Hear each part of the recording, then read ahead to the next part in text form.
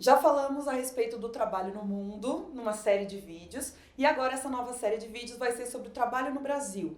E aí eu escolhi dividir em duas partes, que vão ser o trabalho livre, do qual falaremos no futuro, e o trabalho compulsório, que esse vídeo de hoje é sobre isso, tá? O trabalho compulsório.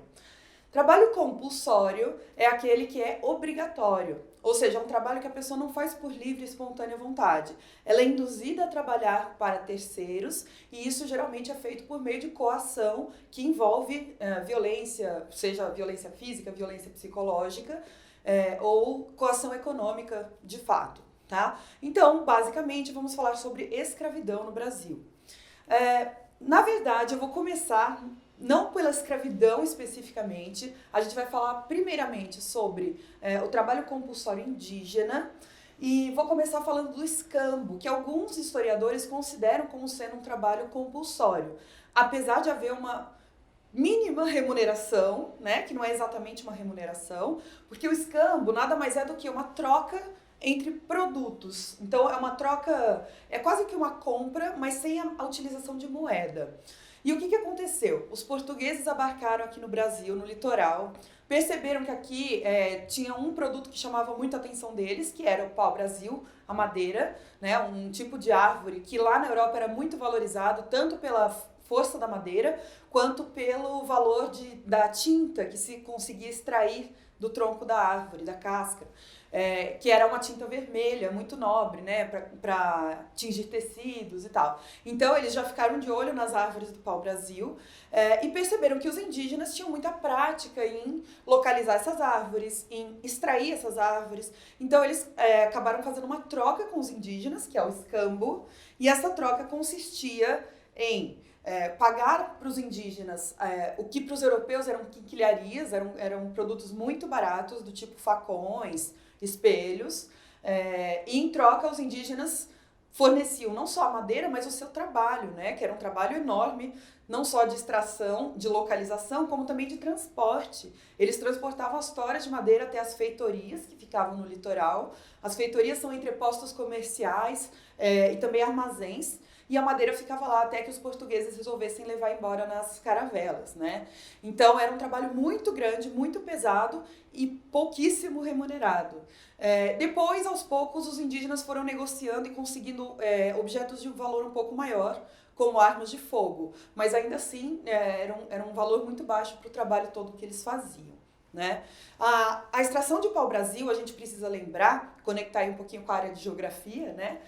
A extração do pau-brasil, ela é a grande responsável pelo início do desflorestamento da Mata Atlântica, que é o bioma que a gente tem aí no litoral, principalmente o litoral do Nordeste, do Sudeste brasileiros. A partir do momento que os portugueses vêm e se fixam no Brasil, começam a explorar a terra de fato, começam a estabelecer os tais dos engenhos de cana-de-açúcar aqui no Brasil. E a princípio, porque quando a gente pensa em engenho de cana-de-açúcar, a gente já pensa no trabalho dos escravos africanos, dos escravos negros, né? E nesse caso, no comecinho dos engenhos, ainda era muito caro você trazer pessoas de outro continente para cá. Então eles utilizavam bastante a mão de obra indígena. Os indígenas, nesse primeiro momento, vão ser divididos pelos europeus, pelos portugueses, em duas categorias: os índios bravos e os índios mansos. Cada uma dessas categorias corresponde a vários povos, tá? Então eles simplesmente juntavam os povos nessas duas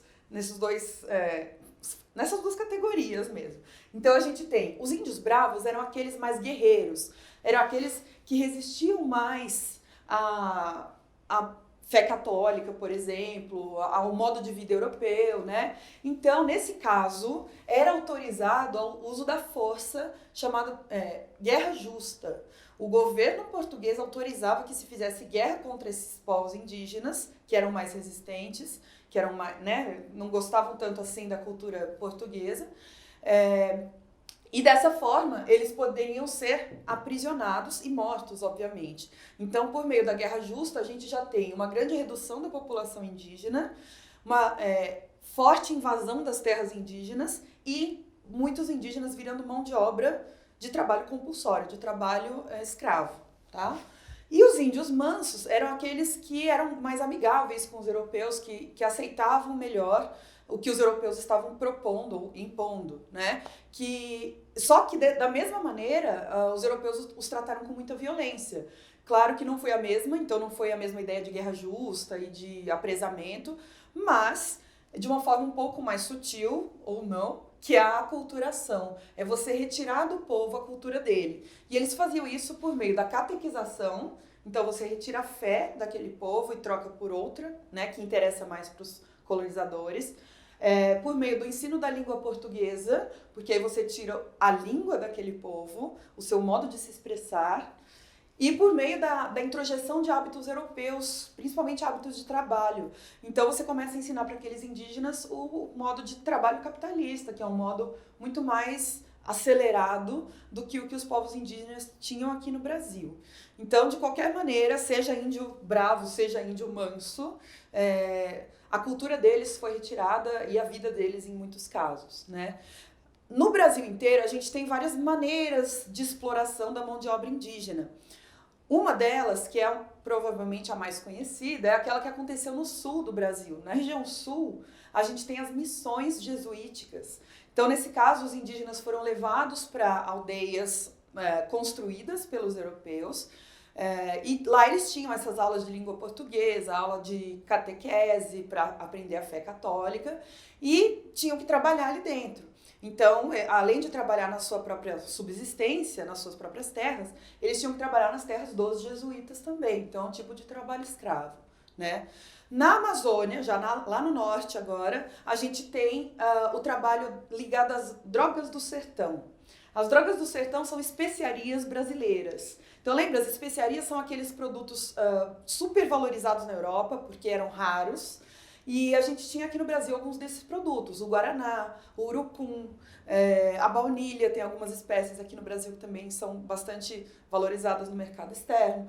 Então, utilizavam os trabalhos dos indígenas para extrair essas drogas do sertão e gerarem lucro depois na exportação lá para a Europa. E na região Nordeste, que foi a primeira ocupação mesmo, né, portuguesa mais intensa, a gente tem, principalmente no Rio Grande do Norte, em Pernambuco, o trabalho escravo indígena nos engenhos, como eu mencionei. Apesar de que os indígenas de Pernambuco e do Rio Grande do Norte eram muito, muito resistentes a esse tipo de trabalho. Eles causavam dificuldade ali para os portugueses para se manterem na fazenda que era estipulada, tá? A partir do século XVII, então é muito cedo ainda na colonização do Brasil, mas a partir já do século XVII, a gente tem uma opção pela mão de obra escrava que vem da África e não mais a mão de obra indígena. Essa opção vai ocorrer por uma série de motivos. Primeiro, os jesuítas eles se opunham à escravidão indígena porque eles achavam que os indígenas eram ingênuos e precisavam conhecer a fé católica. Então, eles ainda tinham esperança de salvar a sua alma, o que, segundo os jesuítas, não aconteceria com os povos africanos, porque eles já estariam perdidos e condenados ao inferno de uma vez, né? Então, os jesuítas defendiam os povos indígenas e não se importavam com a escravização dos povos africanos. Então esse foi um dos motivos, que é uma justificativa espiritual para uma exploração econômica, né? A gente tem também a redução demográfica dos povos indígenas. Muitos indígenas morreram no Brasil nesse começo, seja por doença, seja por guerras, por vários motivos. E isso faz com que a mão de obra não seja abundante o suficiente para que você utilize no que você precisa em termos econômicos. E, finalmente, existe uma razão que costumam citar, que é falar que os índios eram inaptos para o trabalho da lavoura, por exemplo, né? Os índios eram preguiçosos, vocês já devem ter ouvido isso em algum lugar. Os índios eram preguiçosos, eles eram indolentes ou qualquer coisa assim. Não era bem isso, é porque o sistema indígena de produção, de agricultura, não era o sistema capitalista, mercantil que os portugueses trouxeram e que eles precisavam, né? Então isso entrava em choque. Os indígenas plantavam lá um tanto e não entendiam por que precisavam plantar mais, por que precisava plantar num ritmo tão maior do que o que eles estavam acostumados. Então realmente não casou muito bem a cultura de um com a cultura do outro nesse caso. Mas a razão verdadeira para que o tráfico de escravos fosse mais interessante do que você utilizar a mão de obra interna aqui brasileira é o lucro que esse tráfico gerava.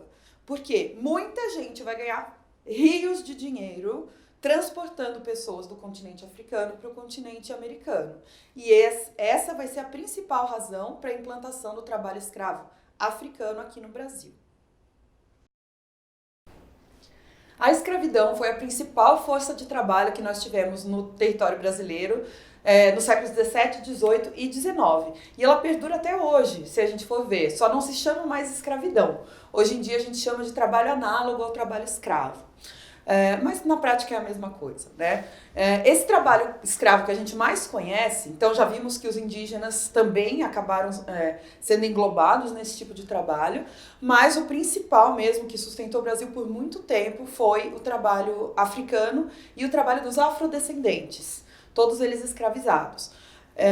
A gente tem estimativas, se você pegar uma estimativa moderada aí dos historiadores, as estimativas mais atuais falam em 10 milhões de pessoas que vieram da África para o continente americano de forma forçada, durante o que a gente chama de diáspora africana, quando eles se espalham pelo mundo e vêm especificamente, né, para o continente americano. E desses 10 milhões, estima-se que mais ou menos 4 milhões chegaram no Brasil. É muita gente ao longo de todos esses séculos, tá? Sendo que o século XIX foi o que mais chegou gente, uma média de 30 mil pessoas por ano, dependendo da época que você pegar. A gente tem o principal grupo que veio para o Brasil era de homens, porque eles requeriam pessoas com uma força física maior para poder trabalhar, principalmente nas lavouras, a lavoura de cana-de-açúcar, a lavoura do café. Mas a gente sabe que também vinham para cá mulheres e crianças, tá? Mas em menor número. E o que a gente tem é uma grande variação ao longo do tempo. Então, depende da época, existe mais demanda por escravizados aqui no Brasil, como mão de obra, ou menos. E também, nos mercados, o valor de cada escravizado variava de acordo com o sexo, de acordo com a idade e de acordo com a constituição física. Isso tudo fazia diferença no preço que você ia pagar por um escravizado. Geralmente, um homem jovem e forte era muito mais caro do que uma criança ou do que uma mulher idosa, por exemplo, tá? Então, tudo isso entrava na conta, aí, na equação do preço dos escravizados. Falando aí um pouquinho dos territórios, a gente tem... Eu fiz um mapa aqui bem à mão livre, então não tá em escala nem nada, tá bom? Mas aqui a gente tem duas áreas principais das quais vieram os escravizados do continente africano. Aqui, mais ao norte ou ao noroeste, a gente tem o Golfo da Guiné, que na época era chamado de Costa da Mina. E aqui são vários povos, tá? Ficaram conhecidos, num geral, como sendo sudaneses. Mas, na verdade, aqui a gente tem os jejes, que eram os escravos islamizados, os escravos de religião muçulmana. A gente tem os nagôs, que são os iorubás. A gente tem os minas também. E dessa região aqui veio bastante gente, principalmente para o Nordeste brasileiro, nos 2 primeiros séculos de escravidão, que seria século XVII e século XVIII. Tá? Na verdade, séculos XVI e XVII. No XVIII a gente já tem uma transição para essa segunda área aqui, que é uma área um pouco mais ao sul do continente africano. É uma área que a gente chama de Congo-Angola. O Congo fica aqui no centro, mais ou menos, do continente africano. Angola fica aqui desse lado e Moçambique do outro lado. Esses foram os 3 polos de exportação de escravizados, né? E a maioria das pessoas que estavam aqui, que eram chamadas de bantus no geral, então aqui eram os sudaneses e aqui eram os bantus. E os bantus eram os angolas, os congos e os moçambiques, ou benguelas, né? E eles vieram predominantemente para a região sudeste, região sul, embora a gente saiba que existem sudaneses mais para o sul e existem bantus também um pouco mais para o norte. Mas o que eu quero que vocês percebam é que geralmente a gente ouve falar dos africanos que vieram para o Brasil. Mas, na verdade, existem muitos grupos que foram trazidos, foram sequestrados de lá, foram trazidos para o continente americano, e cada um tinha uma especificidade, cada grupo tinha sua língua, cada grupo tinha uma organização política, um escopo cultural muito grande, né, que traziam junto com eles. E isso, claro, vai influenciar na formação cultural brasileira. E falando aí da travessia em si, né, ou seja, da viagem que a gente tem do continente africano até o continente americano, os relatos que a gente tem, narrativas e imagens, são relatos assim tenebrosos, de que essa viagem era, além de muito longa, ela durava de 1 mês a 3 meses para atravessar o Oceano Atlântico, dependendo de onde você saía, para onde você ia, né? Mas de 1 mês a 3 meses, você preso num navio junto com muitas pessoas, centenas de pessoas, geralmente os navios tumbeiros, que são os navios negreiros, esses navios que transportavam os escravizados, tinham lá dentro, tinham a capacidade para 200 a 600 pessoas. Então imagina, eram 600 pessoas, só que não eram 600 pessoas com conforto. Eram 600 pessoas muito apertadas, em condições de higiene extremamente precárias. Então ali a gente tinha uma proliferação de doença gigantesca. Imagina todo mundo enjoando por causa da viagem do mar, todo mundo tendo disenteria, porque a água que tinha lá disponível para beber, além de pouca, muitas vezes era contaminada, a alimentação era insuficiente. Fora tudo isso, ou você já tinha se separado da sua família, dos seus amigos no momento da captura, ou você tinha sido separado no momento do embarque, ou você seria separado lá quando chegasse no Brasil, por exemplo, né? Nos mercados, enfim, cada senhor comprava um membro da família e a família era separada e ninguém nunca mais se via. Então imagina também esse transtorno psicológico junto com os castigos físicos. Por quê? Imagina 600 pessoas revoltadas que estão sendo tiradas da sua terra natal à força, não sabendo para onde vão, o que vão fazer, se vão sobreviver, porque a taxa de mortalidade nesses navios tumbeiros era gigantesca, era assim, de 100 a 200 pessoas, a 234 pessoas a cada 1000, então era um número assim, fora do comum. Imagina tudo isso junto, a ideia, geralmente essas pessoas se juntavam, ou tentavam pelo menos se juntar, para se rebelar, para tomar conta do navio.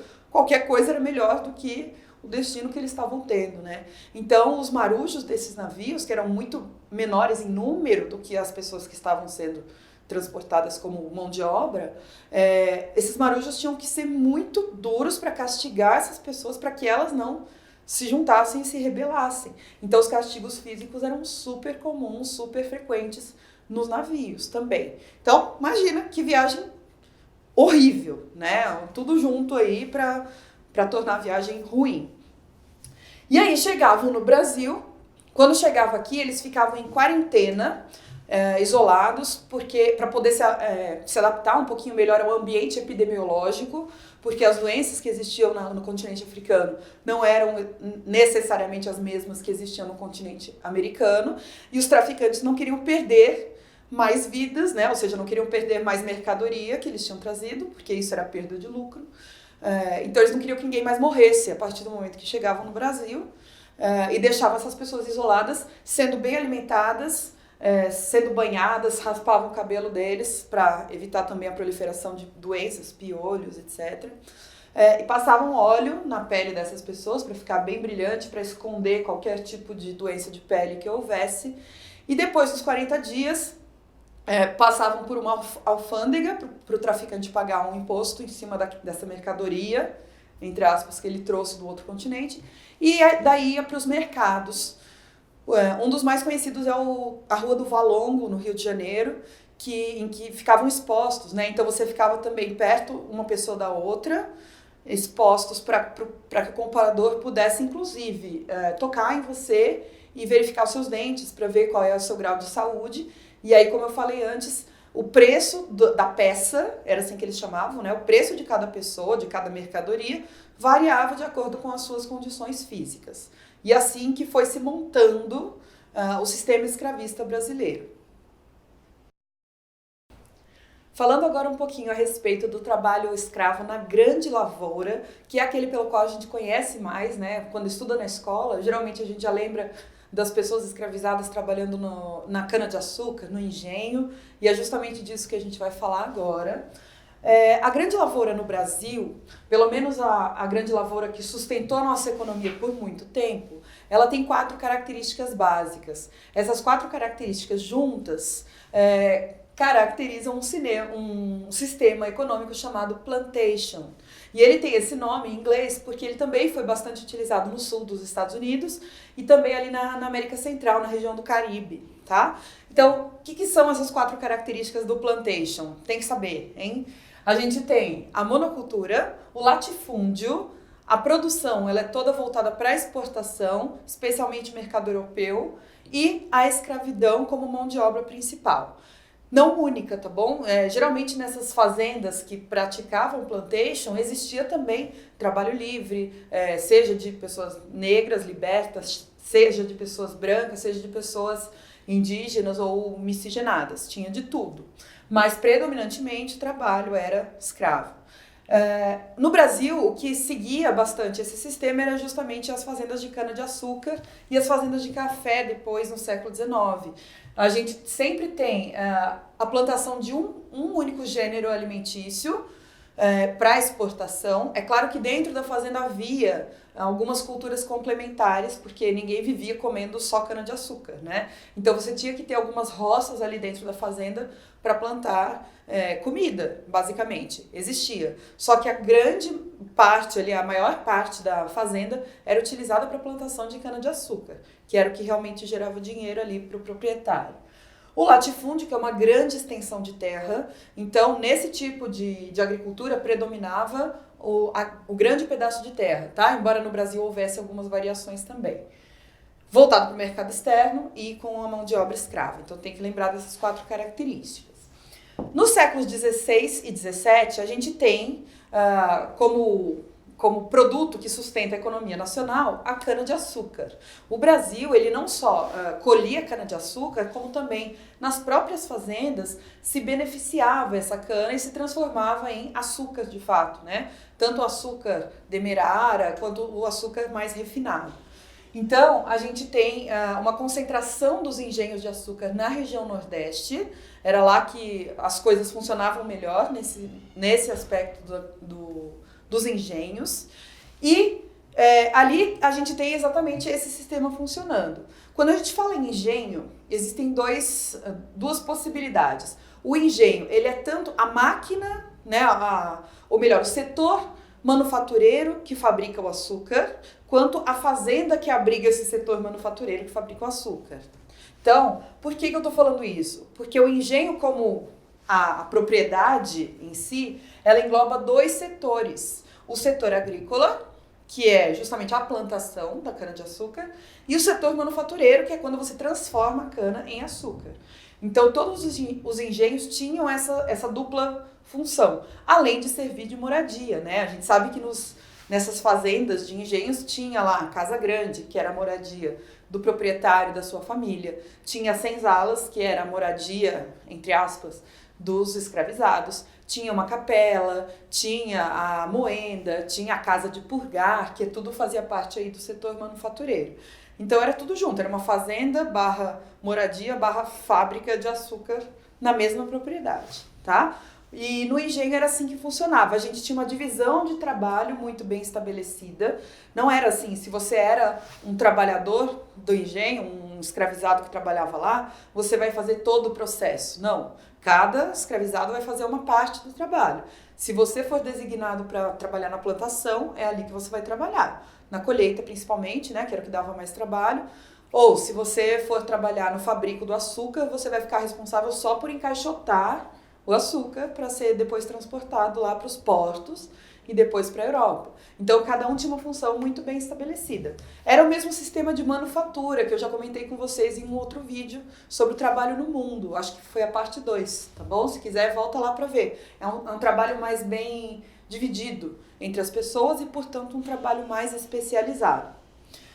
E no século XIX, a gente já tem, como grande lavoura do Brasil, o café.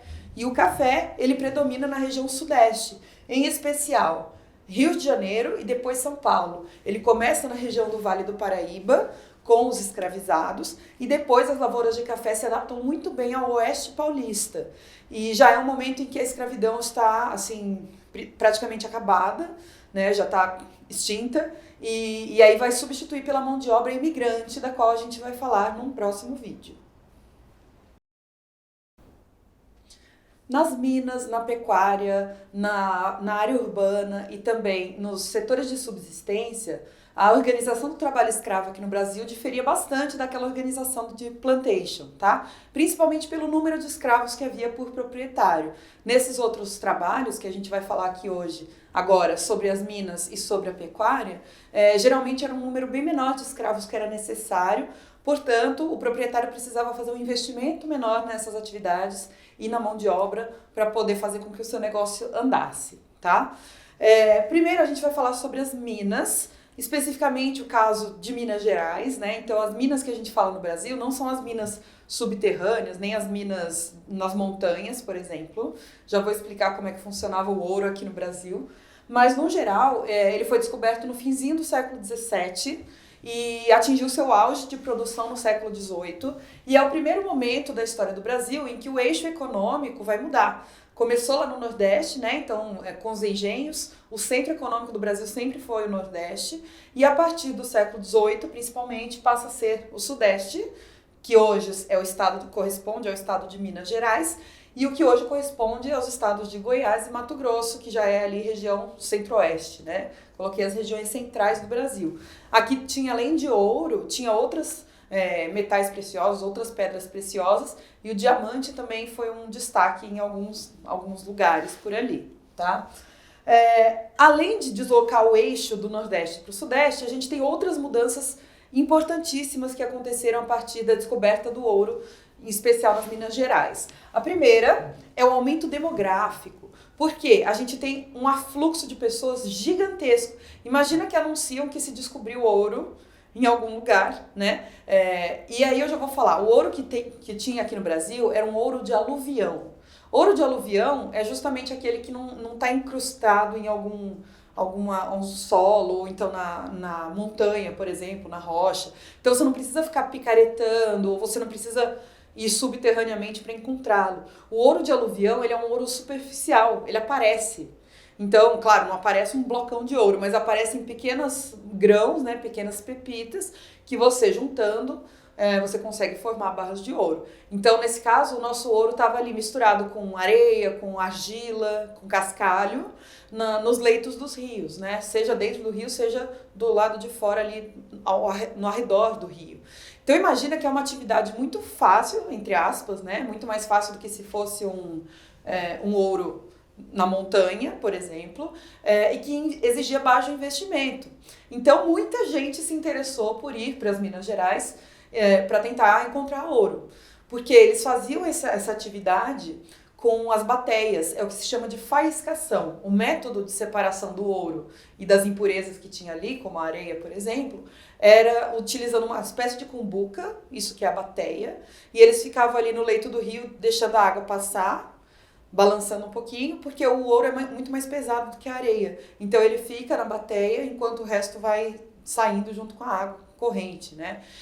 Então era muito fácil, você só precisava ter uma bateia e ir lá e ficar no rio, peneirando, entre aspas, não era uma peneira, mas quase isso, para encontrar ouro. E aí muita gente se interessou por isso que houve uma explosão demográfica, não só em Minas Gerais, mas no Brasil, porque vieram pessoas de outras regiões do Brasil, mas vieram pessoas de Portugal para cá, querendo achar esse Eldorado, né? Querendo achar esse ouro e enriquecer com isso.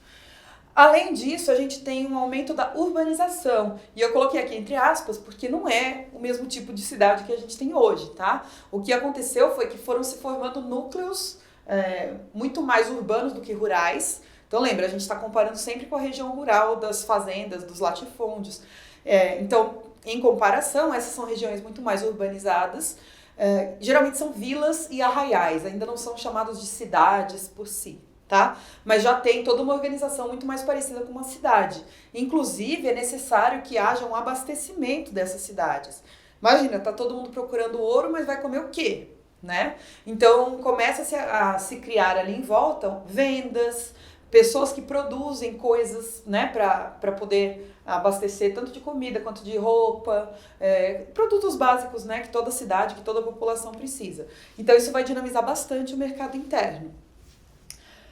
E além do ouro de aluvião e da faiscação, que eu acabei já adiantando, já falei para vocês, Vamos falar um pouquinho da propriedade. Por quê? Se lá no sistema de plantation, na grande lavoura, a gente tem a grande propriedade como regra, que é o latifúndio, aqui nas minas as propriedades eram pequenas, elas eram chamadas de datas. Então, se você quisesse faiscar um pedaço ali do leito do rio, você pedia autorização para a coroa portuguesa, então o Estado português é que autorizava ou não, e ele ia te fornecer uma data, que era um pequeno pedaço de terra para você poder explorar todo o ouro que havia ali, tá? Claro que não era todo o ouro, porque na verdade existia um tanto de impostos que era retirado disso, que era uma porcentagem relativamente alta, que gerou um monte de revoltas por ali, por exploração e etc, tá? E um último aspecto importante aí das minas, para você se lembrar em termos de trabalho, é que muitos desses trabalhos eram realizados por escravos. Algumas pessoas que estavam lá eram livres, o próprio proprietário da data podia fazer a faiscação, mas muitos deles também tinham escravos. Então, é melhor ter, 5 pessoas trabalhando nisso do que uma só, né? Então era isso que eles pensavam. Se eu puder ficar no rio faiscando e eu e mais 4, 5 escravos, perfeito, isso vai ser muito mais eficiente do que se só eu ficasse lá.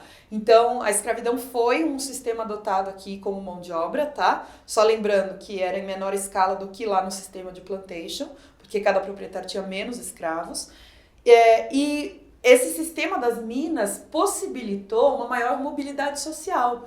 Inclusive, deu para os escravos uma possibilidade que era a da alforria, ou da manumissão, que a gente chama, que é essa libertação legalizada. Eles tinham a chance de comprar, depois de juntar bastante, né? Eles tinham a chance de comprar a sua própria liberdade, de obter um documento falando que ele não era mais um escravo dentro do nosso sistema, tá? Então, aqui não estamos discutindo ainda se esse escravo vai ser incluído na sociedade ou não. Sabemos que não. Mas, a princípio, já existe a possibilidade maior de comprar a alforria, de comprar a liberdade. Em comparação com o que havia lá na grande lavoura do plantation, tá? Do sistema de plantation. E a pecuária vai ser também um ciclo econômico importante no Brasil, que vai atravessar vários períodos, tá? E que vai acontecer no Brasil inteiro. A gente lembra bastante do sul do Brasil, que é uma das regiões mais fortes na pecuária, principalmente atualmente, né?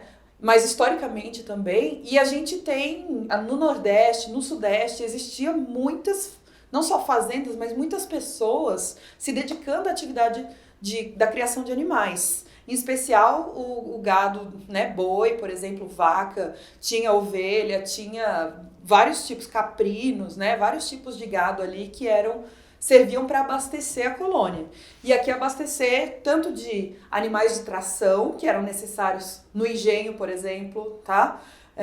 Meio de transporte, a mula, os muares também eram importantes. A mula foi um meio de transporte sensacional no Brasil, porque ela é muito mais resistente do que o cavalo para subir morro, essas coisas. Imagina em Minas Gerais, cheio de morro, era justamente as mulas que faziam esse trabalho de transporte, né? Além disso, a alimentação, a carne e o leite e a vestimenta, porque a lã, por exemplo, e o couro são produtos muito importantes para a vestimenta do Brasil. Se você pensar aí na caatinga nordestina, a vestimenta é toda de couro, né? Que vem da pecuária também, tá? Um ponto bem legal para a gente lembrar é que a pecuária ela foi responsável pela interiorização do nosso território, porque essas atividades, principalmente a atividade do engenho, ela fica muito no litoral brasileiro. E a pecuária ela vai empurrando um pouco a linha lá do Tratado de Tordesilhas para o interior, tá? As pessoas vão indo para o interior porque o tipo de criação de gado que se fazia era uma criação extensiva, ou seja, era uma criação com gado solto, o que exigia uma área um pouquinho maior de criação do que se fosse um gado preso, que é o confinado. Aí você tem cada um em uma baia, né? Não era o caso, era o gado criado pastando por aí, né? E depois você tinha que reunir todos eles. Lembrando que quem fazia esse trabalho todo era o proprietário do gado e muitas vezes ele tinha também escravos ou ele tinha trabalhadores livres e assalariados que trabalhavam para ele, tipo os vaqueiros, por exemplo, tá? E aí também variava desde pessoas negras até pessoas brancas, indígenas, mestiças, tinha de tudo. O trabalho da pecuária abriu muitas rotas pelo Brasil, rotas de caminhos mesmo, caminhos de transporte, tinha várias redes de comércio que se formaram a partir disso, feiras que aconteciam em cidades específicas para expor o gado, para fazer essas trocas, as vendas e etc. Tá? E só o destaque aí para a região sul, lá tinham algumas estâncias, ou seja, algumas fazendas, algumas propriedades, que eram especialistas na produção de carne seca, que lá no sul chama-se charque. Né? E aí essas fazendas eram chamadas de charqueadas. As charqueadas utilizavam intensamente o trabalho escravo, ainda que de forma um pouquinho diferente do que aquela do sistema de plantation. Ainda sobre o trabalho escravo, vamos falar agora um pouquinho sobre o trabalho urbano e o trabalho doméstico. O trabalho urbano, aquele realizado pelos escravos nas cidades, no geral, costuma ser um pouco mais leve, entre muitas aspas, em comparação com aquele feito nas grandes lavouras, que eram trabalhos extremamente pesados, né, e exaustivos. Mas nas cidades havia algumas pequenas vantagens das quais os escravos usufruíam em relação a esses escravos rurais, tá? Principalmente a circulação deles era um pouco mais livre, enquanto na fazenda ele estava ali confinado naquele lugar, né? E havia também a possibilidade de alforria, da mesma maneira que ali nas minas, pelo mesmo motivo, né? Porque nas cidades os escravizados tinham a possibilidade de acumular um pouquinho de dinheiro, acumular pecúlio, que a gente chama, né? Guardar um pouco de dinheiro para poder depois comprar a sua liberdade, comprar a sua alforria. Então, assim, tinha algumas pequenas vantagenzinhas em relação às regiões rurais, num geral. Né? As atividades urbanas principais dos escravizados eram a construção civil, de obras públicas, por exemplo, o transporte, algumas atividades manufatureiras, como sapateiros, por exemplo, né? Barbeiros também era um ofício bastante comum entre os escravizados, e esses que eu falei, predominantemente masculinos. Por outro lado, o artesanato e a venda na rua era muito comum em ambos os sexos, né? Mas muitas vezes as mulheres também se destacavam nisso. Existe um termo muito comum no trabalho urbano, que é o negro de ganho. Quando você fala que um dos escravos era um negro de ganho, uma negra de ganho, que significa que eles eram vendedores que ficavam ou nas ruas, como se fossem vendedores ambulantes, ou indo de casa em casa vendendo seus produtos. E aí podiam ser produtos de artesanato, frutas, podiam ser quitutes, e aí que surgem as quituteiras, que se destacam bastante nessa função, né? Elas vendiam doces, cocadas, vendia acarajé, por exemplo, sabe? Quitutes que as pessoas gostavam de comer na rua. E eles são chamados negros de ganho porque havia uma negociação entre o escravizado e seu senhor de que desse lucro todo, né, desse dinheiro todo que fosse gerado com a venda dos seus produtos, a maior parte ficava para o senhor e uma pequena porção podia ficar para o escravizado. E aí que estava a possibilidade de juntar um dinheirinho para depois comprar a sua liberdade, tá? Então os negros de ganho, eles tinham esse grau de liberdade um pouquinho maior do que os trabalhadores nas fazendas.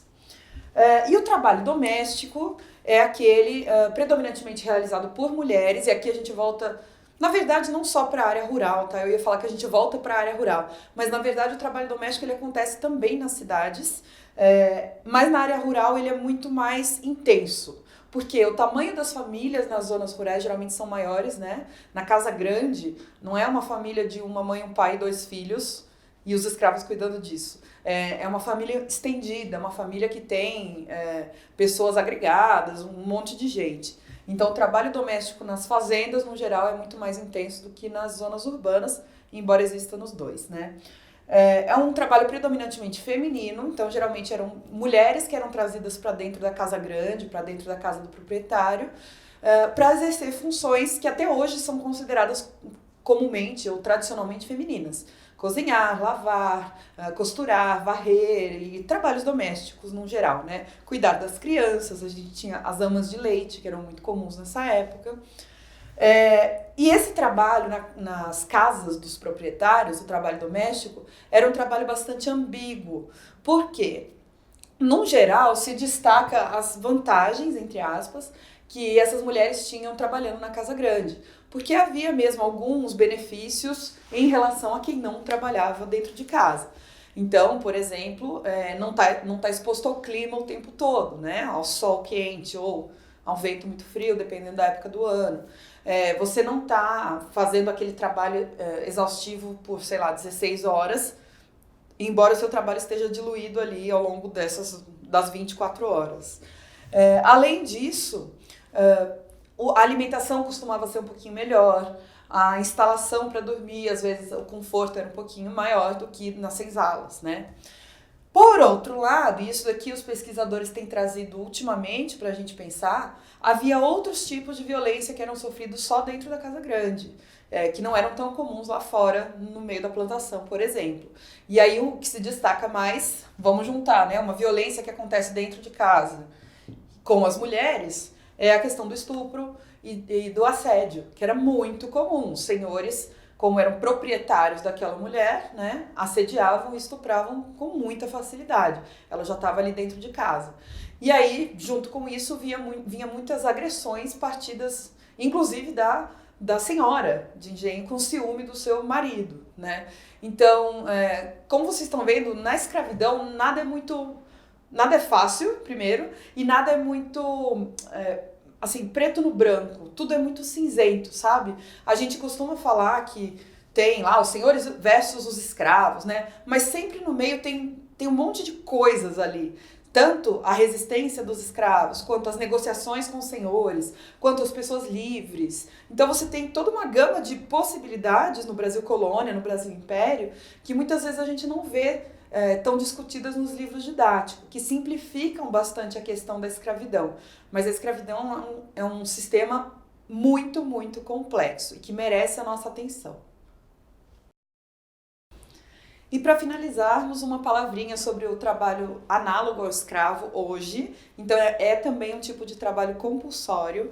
A lembrança que a gente tem que fazer é que atualmente o trabalho escravo, entre aspas, ele não está diretamente ligado a uma etnia, tá? Como estava lá no Brasil colônia, no Brasil império, ligado aos negros e aos indígenas. Atualmente, esse trabalho escravo ele é muito mais ligado à condição econômica da pessoa do que a um fenótipo, tá? Então, geralmente, você tem milhares de pessoas pobres no Brasil que se submetem a condições de trabalho extremamente precárias. E isso pode ser em questão de salário, então receber pouquíssimo.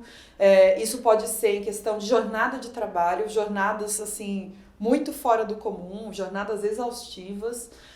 Isso pode ser em relação à segurança do trabalho. Então, muitos trabalhos não fornecem o mínimo equipamento de segurança obrigatório, né, que deveria ter e não tem. Então, por exemplo, às vezes trabalhos em fornos, em minas, que não fornecem máscara para o trabalhador, isso já é uma das condições para ser considerado um trabalho análogo à escravidão. Fora privação do direito de ir e vir, entre outras condições, tá bom? Quaisquer condições humilhantes de trabalho são consideradas análogas ao trabalho escravo.